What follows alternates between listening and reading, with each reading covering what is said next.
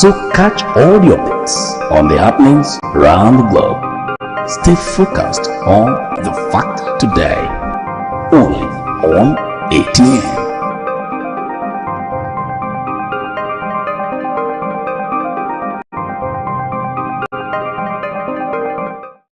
From the mind across the ocean to the land beyond the mountains, through the Sahara, we bring all the sport news, like analysis, expert discussions on trending stories in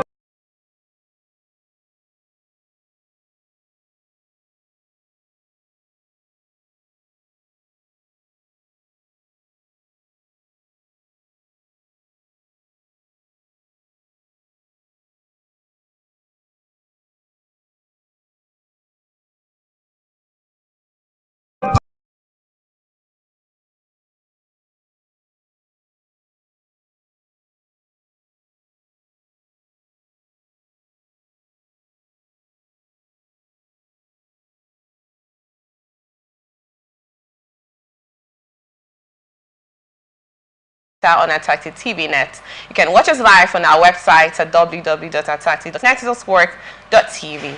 With us here today to discuss the relevant stories or topics that we have, issues that concerns teenagers, no other than the first is on my left, Deborah. It's a pleasure to have you here with us to discuss the issue concerning teenagers. Thank you so much for joining us. And the second here with us is Ibenefe, right? Ibiene from Vine International Schools. They are both friends, actually best friends, if I must say, right? Yes. It's a pleasure to have both of you here with me. Thank you so much for joining us. Thank you for having us. And the first story we'll be discussing is the first from the teenagers get to actually be breadwinners in some Nigerian homes. The second is relevance of early skill acquisition for teenagers. And the third will be effects of pornography on teenagers.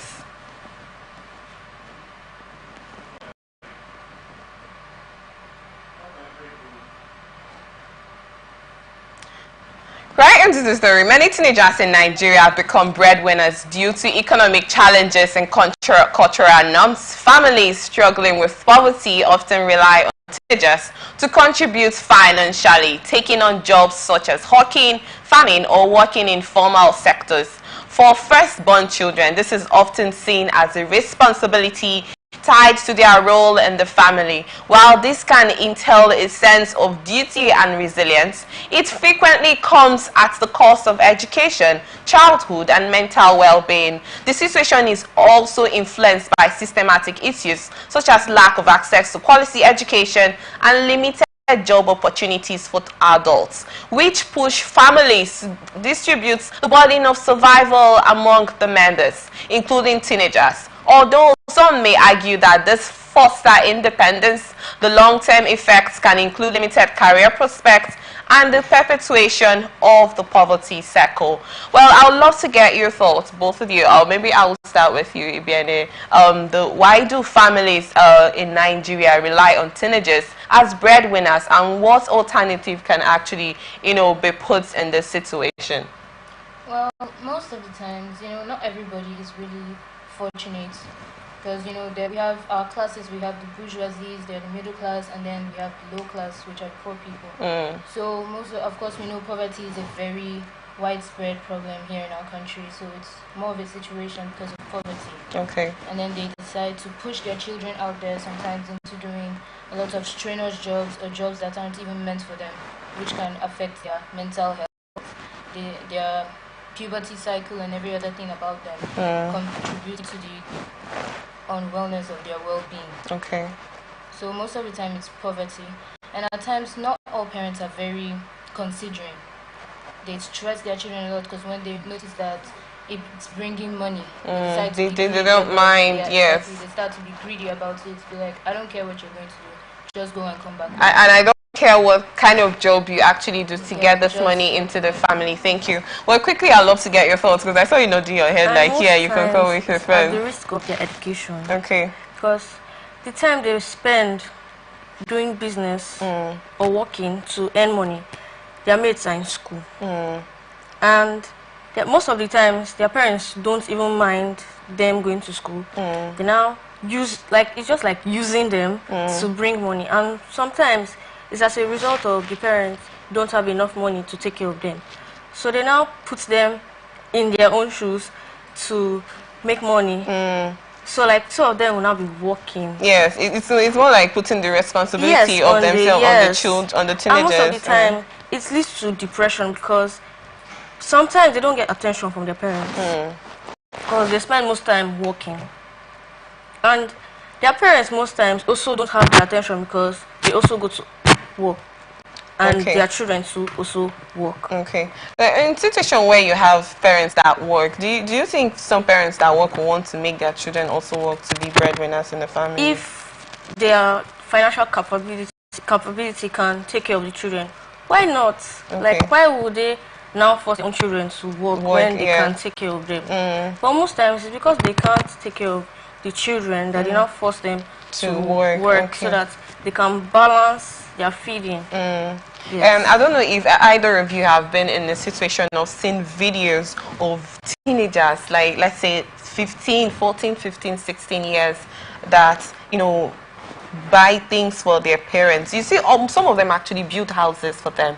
You see them buy cars, and the parents will not be like, how did you get this money? And some of them actually engage in illegal, you know, businesses and all of that, you know, and it's just goes on, and as far as some of the parents, as far as, like you said, if it brings, you know, food into the table, you know, like you guys said, as far as it brings food into the table, we don't mind. We really don't know the source of it. But how does being a breadwinner at a young age impact a teenager's future, if I may ask you?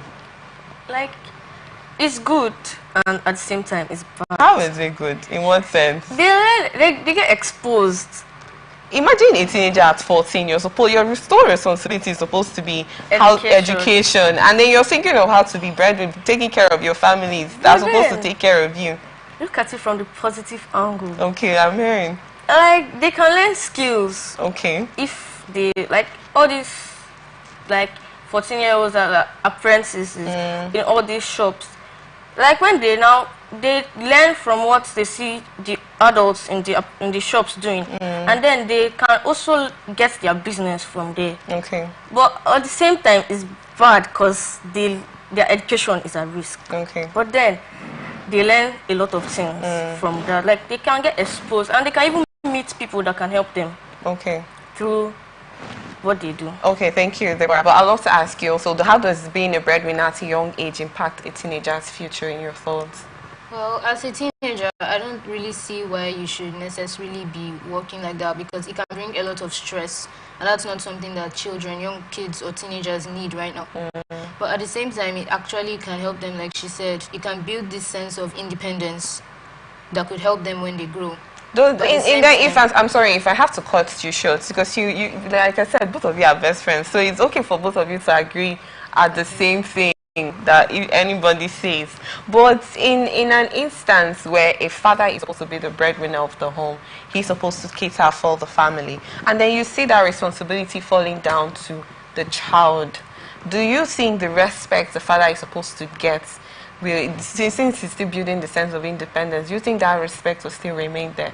No, it's definitely won't, because giving that child that space to be the breadwinner also comes with some kind of power. They would feel, I have authority over everyone in the house, and that's not something that they should be feeling. So it could give them this avenue to disrespect everybody. It's like, I'm the one funding all of you, so you all have to respect me. I hold the power. No matter even though you're the teenager is the last child of the home, you don't really mind that you actually need to be in your place. Yeah, and that could really be a bad thing on the child. He could grow up with a lot of disrespect and with so much entitlement. So, Deborah, you were actually with the side of independence, you built independence, and you talked about skill acquisition and all of that. Can you actually hit it more on that part? Sometimes, when they are breadwinners, it can be like because of a reason. Like single moms now or single parents.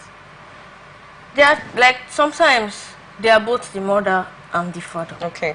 So their children, sometimes they can decide to help, like find jobs to help so that all the expenses not falling on only one parent. If I may ask you, what kind of job do you, if you were in anybody's shoes to provide for a home, which I know it's never possible, your parents will not allow you to do Yes, that. What kind of job do you think you can do to actually get to, cater for a family? A cater. Breadwinners. That means you have to be the one in charge. You have to be the one to provide for everybody. Okay, like all this salon, like to make hair. Okay. It brings a lot you're talking about genuine. I made mention about some of these teenagers are in certain states now in Nigeria. They get into illegal careers. Yeah, some of them actually do this kind of things. That I want to be like my friend. I don't want to start calling the kind of businesses that they get into. Sometimes you see some of them, I'm sure you've seen some of them buy cars for their parents. You see them build houses, you see them do things that at this age you're not supposed to be thinking of this. Like you're jumping process, you're jumping a particular procedure you're supposed to follow as a teenager. Like, why are you the one building houses for your parents? Nobody's saying it's a bad idea, but at this particular age, this is not your sole responsibility to actually do that. Do you get? So it's just a thing of concern. But I also want to get your thoughts about about this independence independence part that Deborah referred to. Well, as a child, you shouldn't really be having a job as a child, but you could actually help them. They could actually learn a lot about entrepreneurship that could help them when they grow up. You learn to build yourself, be independent. Like you could learn to stand alone without any form of help, even though at times you do need help. But it could instill this independence in the individual.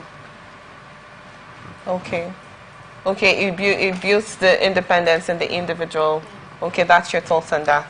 Well, we will go on a quick break. When we return, we will continue with other stories that we have on Teens Time Out. So just stay with us. From the lands across the ocean to the land beyond the mountains, through the Sahara, we bring on the sport news, live analysis, expert discussions on trending stories in politics, business, socio-economic, sports, and documentaries. So catch all the updates on the happenings around the globe. Stay focused on the fact today, only on ATN.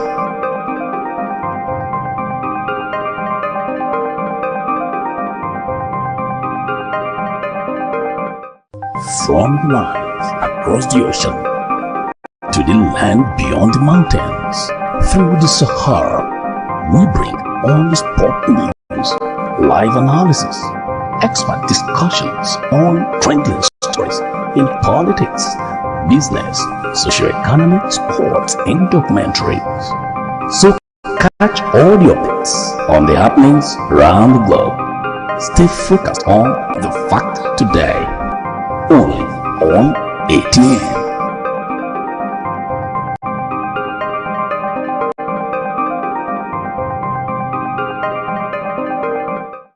From the lands across the ocean to the land beyond the mountains, through the Sahara, we bring on the sport news, live analysis, expert discussions on trending stories in politics, business, socio-economic, sports, and documentaries. So catch all the updates on the happenings around the globe. Stay focused on the fact today, only on ATN.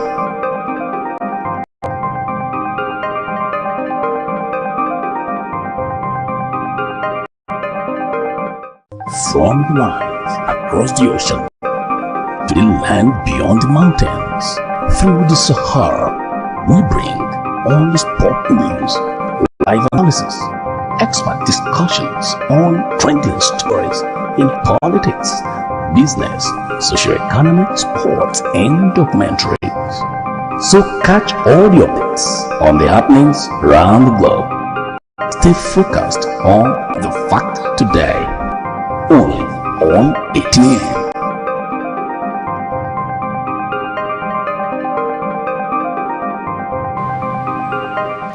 Welcome back. Early skill acquisition is crucial for teenagers, especially in a rapidly evolving world.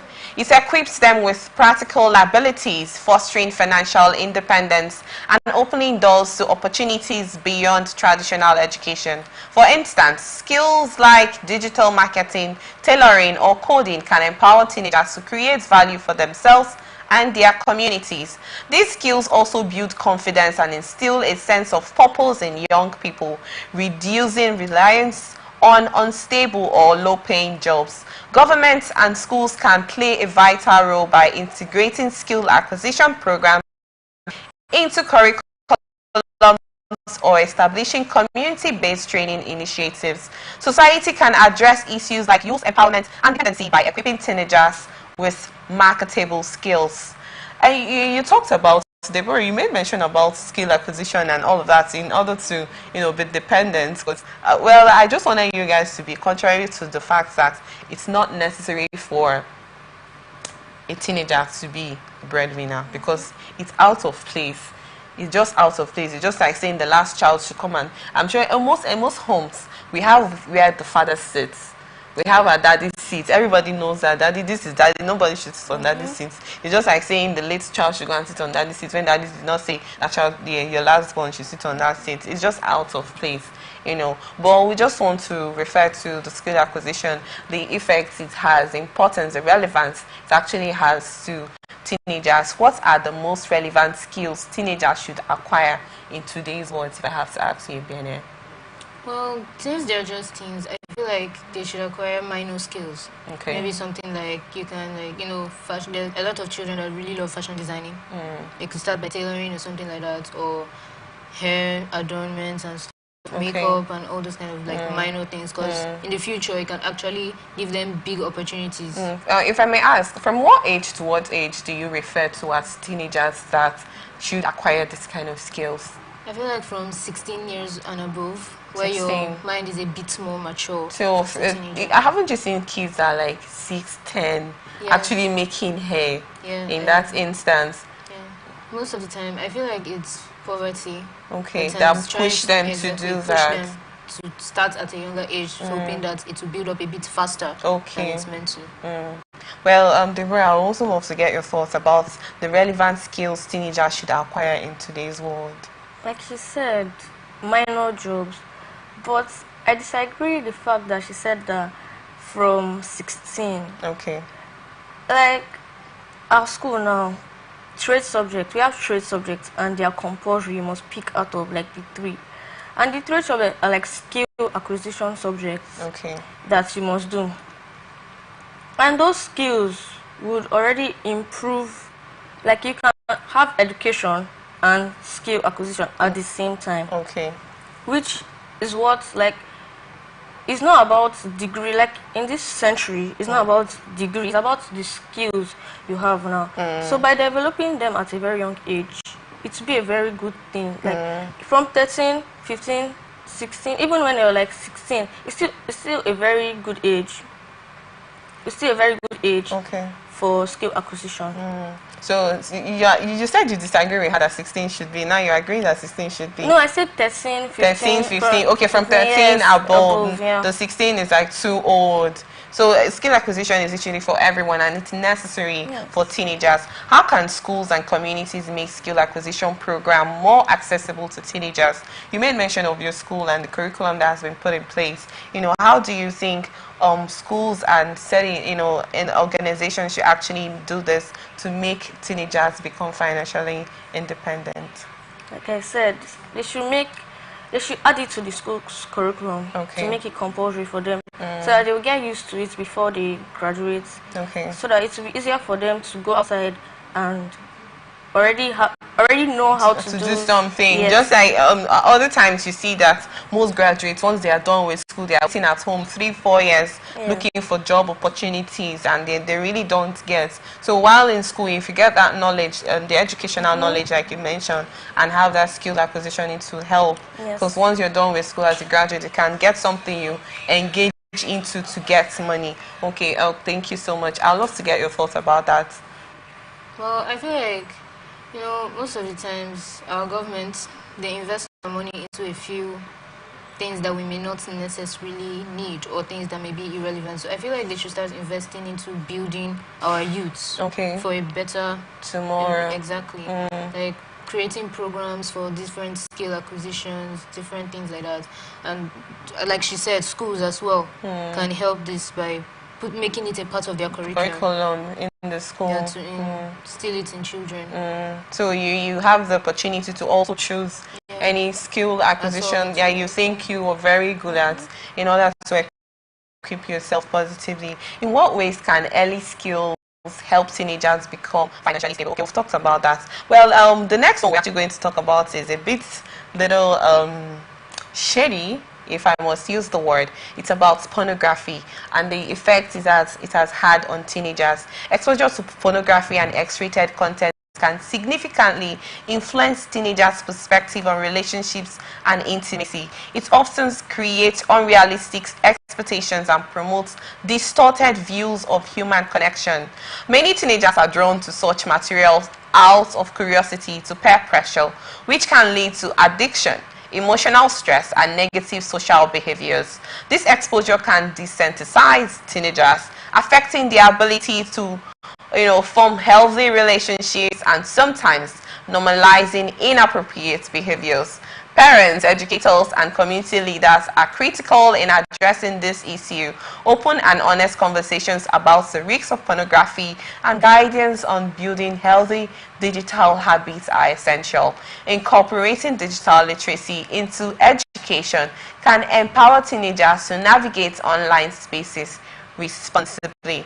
Do we agree with this, that when you get teenagers to distract them from all of this, because you are growing up, you're young teenagers, young adults, that I'm not sure you people have heard stories about the addictive things that pornography has actually done to the millennials in time past. Oftentimes we hear stories and some of them will be like, when their parents are not at home, that's when they want to watch them, that's when they want to read those magazines, those X-rated magazines, that's when they want to watch pornographic movies. And up till now it continues. You notice that those teenagers at that age, when they started this thing, even as it gets older, it's still part of them. It gets so addictive to a point that it's very difficult to break.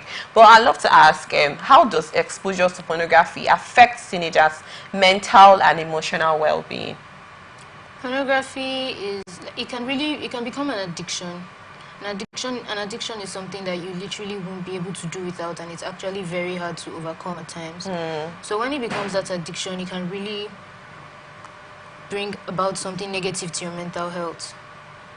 Because it's not, and then it also takes a lot of your valuable time you could use to do other things, like focus on your education and other things. They end up focusing on that, and then it just creates this mentality that, oh, this is what a relationship should be like, this is what you should be seeking for all the time, and then it's no longer about love, about sex. Have you at any particular given time seen or heard about someone that got into this pornography addiction?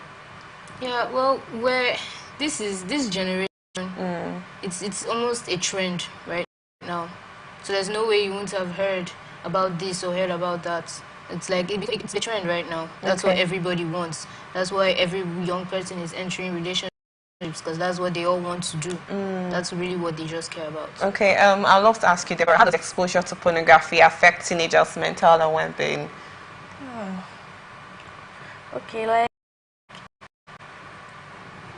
I searched, and they said, and when after watching the pornography, you now feel regretful, then you now start your body image. It not affects you emotionally, like you have esteem because of the fact that you'll be talking about how your body image, not like, oh, she's pretty, like, why am I not like her? And then you will not feel regretful for watching, because that's the sign of addiction. You feel regretful after watching it because you're having issues trying to get over the addiction. Then when you now feel regretful, it's now lead to low self-esteem because you now be like, why am I watching this stuff? But then you still keep watching it. Do you think that oftentimes when teenagers are involved in this pornography things, do you think they want to replicate it? Do you think they want to try it? Oftentimes, you're not, Yes. okay, can you actually elaborate on this? If they like someone, they'll start imagining the image in their brain, like The image of that person yes, they like. Okay. yes, and they will now start comparing it to the pornography they watch, and that's why most times we see cases of teenage pregnancy, because they'll be like, oh, if they can do it, why can't I do it? Okay. Most of the time, they now actually end up replicating the acts. Okay. What steps can parents take to guide teenagers from, getting addicted in this pornography situation? And secondly, do you think parents have a say in this effect? Because, like I said earlier, sometimes most of them they actually these articles, they go through the content when the parents are not there. What role do you think, in essence, if parents are actually not playing that role, what role do you think they have to play in the lives of teenagers that actually that get addicted to this? Let's go there then before I ask the next question. What role do you think parents have to play in this I effect? feel like once they notice that there's this addiction, or there's this thing they're having for pornography, they should cut off any form of internet availability they have. Okay. How about the ones that have phones? Exactly. Limits the amount of the way you give your children technology. Okay. Because in this IT-based nation, it really has a very lot of negative effects. But in an instance where technology is an NFT right now, like the AI revolution and whatnot, and IT and all of that, and teenagers want to evolve, they want to really know what's happening, and they are supposed to, get that.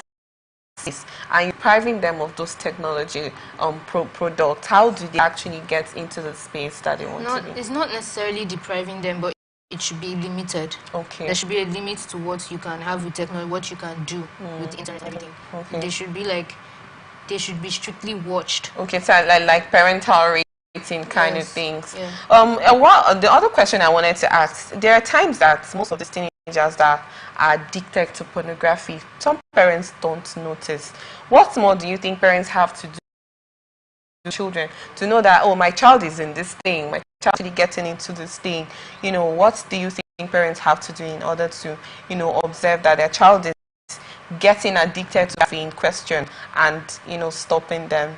We can do like device linking, like any search made on the child's phone will appear in the parent's phone. Okay. So if the child is aware of that, he or she won't really search any R-rated thing on his phone, because he knows the parents will still find out about it. Okay. And also TV, they can do like some channels won't be available, but only like their age rating would be able to be viewed by them. Okay. And what are your thoughts in sense of certain homes where they have this father and mother that they are workaholics, if that's the word I can use? Like they leave the house as early as 7 a.m. They come back by 9 p.m. They are not really there. The children are left in the house of caregivers or the maids or what's not. In this instance, when the parents don't have the time to pay attention to the certain activities that the teenagers do, in what way do you think this will also affect the life of a teenager that is addicted to this kind of thing? In this situation, this is where we see teenagers become rebellious, because they're used to the fact that, oh, they don't give me much attention. They're used to it, so it gives them this avenue to do as they like. And at times, if they end up being good people, lucky them, but then if they don't, it really becomes a problem to their future. Okay. And then the parents are to blame, because I don't see why you shouldn't keep time for your children, because you're meant to watch over them. The moment you give birth to them, you took up that responsibility of becoming their watchdog and their guardians. So you're meant to know every detail of their life, everything that they do. Okay. And what's your thoughts concerning that, Deborah? Like in a home where the parents, father and mother, are not always there to cater for the children, they leave the house early as 8 a.m., 7, 8 a.m., come back by 9 p.m. You know, that kind of home where there is no guard, there is no guardian to watch, oversee the affairs of the student. Like you talked about, you know, what's the word you used? Linking devices, yes, about the teenagers and the kind of things that they watch and all of that. If they don't have that time to actually do all of that, how do you think that will affect the life of the teenager? Another way the parents can use is involve them in something that will distract them from searching such things. Like you can get them a lesson teacher, so when they come back from school, they can learn. Okay. And then you can, after that, you can also register them for online lesson, so that by the time you're coming back, you know that, oh, they are still learning. Okay. Or doing educational activities. Or for that period of time that you be away, Yes. away or out of the house, Yes. they would have used that to get educational knowledge. That's also another part. How can schools incorporate digital literacy to address the impact of pornography? How they can address the how situation. they can, you know, engage digital literacy to address pornography. Well, schools already do that. They always All schools? most schools anyways, Okay. they always show the negative parts of pornography and the internet and the lives of individuals. How do they But do at that? teaching, like in school. Is it sometimes part of the curriculum in pro- school? Yeah, in our school, when we learn, like, you know, computer studies and everything, they always include the negative parts. Okay. So like everything that has an advantage always has a Yeah. disadvantage. But most schools just focus on the positive, or at times they don't even consider most of these things that affect the teenagers' lives. Okay. So I feel like programs like this, like at times some schools, they do programs where it's like come and educate the children on the negative things of doing this, that and that. I feel like most schools should engage in that. Okay. And how will schools actually get to, you know, impact the effect of pornography in life of teenagers? Like she said, like they should involve it in their curriculum. So like tell them the negative part of it. Because if you see something and you see that it's negative, like there's a negative outcome, why would you want to do it? So they'll probably not get involved because they know it's going to end up being a negative aspect of life. Quickly, we've talked about this pornography addiction, and we've just centered it on the personal, individual implication that a teenager on his or her own will decides to involve in that addiction, in that act. How about in an instance where the peer pressure is involved? Like I made mention about both of you that are very close. You know, let's say they are close friends. This particular person is involved in this addiction and decides to involve the other person. Do you think that's like a peer pressure kind of situation, or it's more like I want to do what my friend did kind of thing? But I'll start with you, Benye. What is your thoughts about that effect it has in the life of a teenager? Wanting to do what my friend does. Oh, my friend has actually done this. Oh, maybe I can get to try it. No, it's actually peer pressure, because when they see other people doing it, it will look like, oh, this is a trend, and if I'm not doing it, I'm going to look odd. I'm going to feel like the odd person. In as much as it has a negative effect too. And I'll feel like an outcast. Okay. Because most of the time, everybody's doing what's wrong. But I feel like just because everybody's doing the wrong thing doesn't make it right. Doesn't mean you should do it. You should still have your say. You should do what you're comfortable with. If this is what I want to do, I'm going to do it. If this isn't what I want to do, I'm not going to do it. Okay, thank you so much. Deborah, what do you have to say concerning peer pressure, the effect it has on all the pornography addiction also? Most teenagers want to follow the trend. So if most people are doing it, they'll obviously want to do it. But then there should be one person out of all of them that will be like, no, let's not do this. It's not good. And then that one person, no matter what, there's still some people that will still obviously listen to that person. Let's say that he's a very influential person in the class, in the group.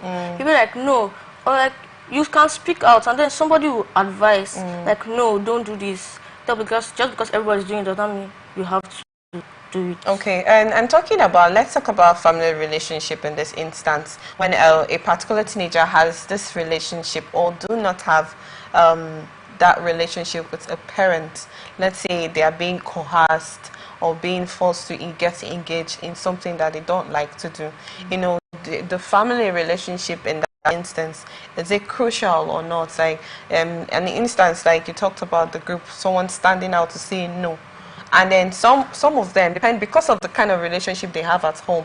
Well, some of them will be like, I'll tell my mom about this, you know, but some of them don't have that relationship at home that they are free to express themselves. Well, I want us to throw more light about that family relationship in the home.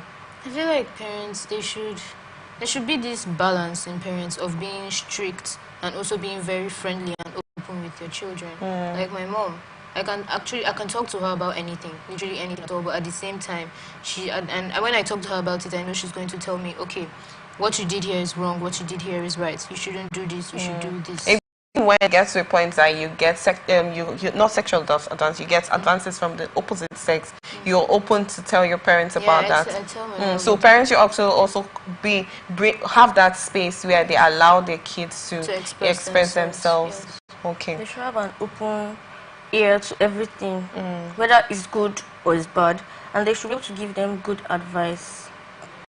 Okay, and not judge them. Yes. Okay. Because if you judge them, they won't want to tell you. If it happens again, they won't want to tell you, and they'll just be suffering by themselves alone.